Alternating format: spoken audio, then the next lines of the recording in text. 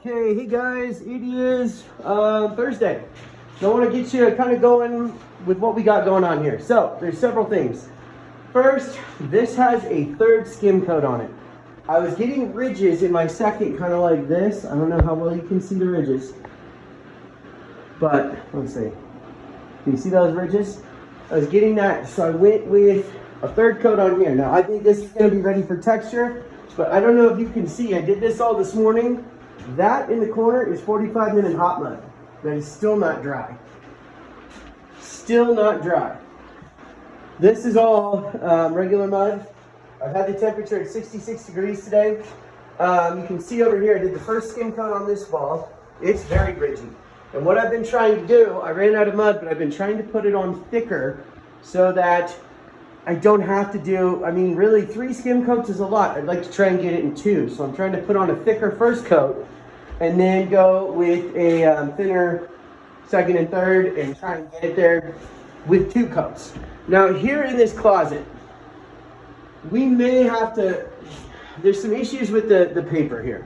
So where all the paper is bubbling, in my experience, the problem is whether I put paint on there or I put mud on there, the moisture in the mud is going to cause that blistering to continue.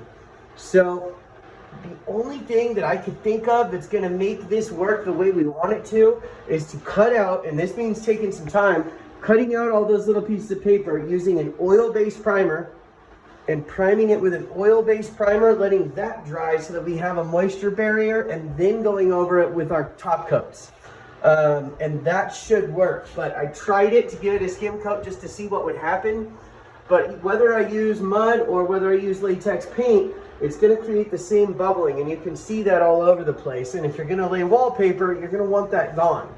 So it's going to be like some detailed work, and I don't know if that's something that someone else would want to tackle, because you're going to have to cut out all these sections of paper and smooth it out the best you can and then oil prime it, from my experience. But again, I'm not an expert on this stuff.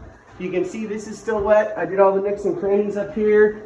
I got some sanding to do over here. This texture should be done, and then I moved on. Now, to try and make things go the smoothest for the cost, because I quoted this, I think I underbid it, and so I don't want to lose too much money.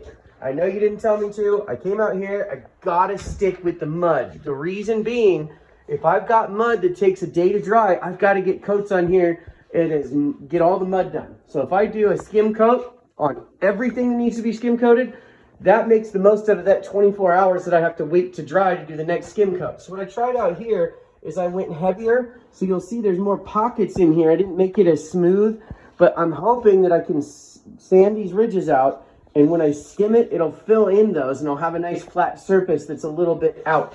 So you can see where it's dried a little bit better. I don't have as many ridges. And then over here, I did a section where I did it by trowel, and I did it really thick, and that's looking to be the best so far. So as you can see, like as I'm getting into the mud, I'm getting the process down. So this entire hallway, I ran out of mud right about here on this section, but this whole wall has been done 1 coat. To continue, I need to be able to maximize my efficiency while I'm here in order for me to make this make financial sense for the quote that I gave you guys.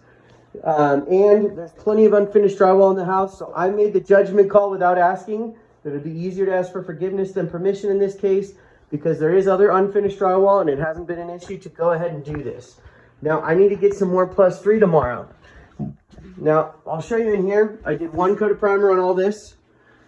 What I do notice is when we try to skip steps and do, we're not skimming it flat, there's some pinholes, there's some different imperfections, which I personally wouldn't want.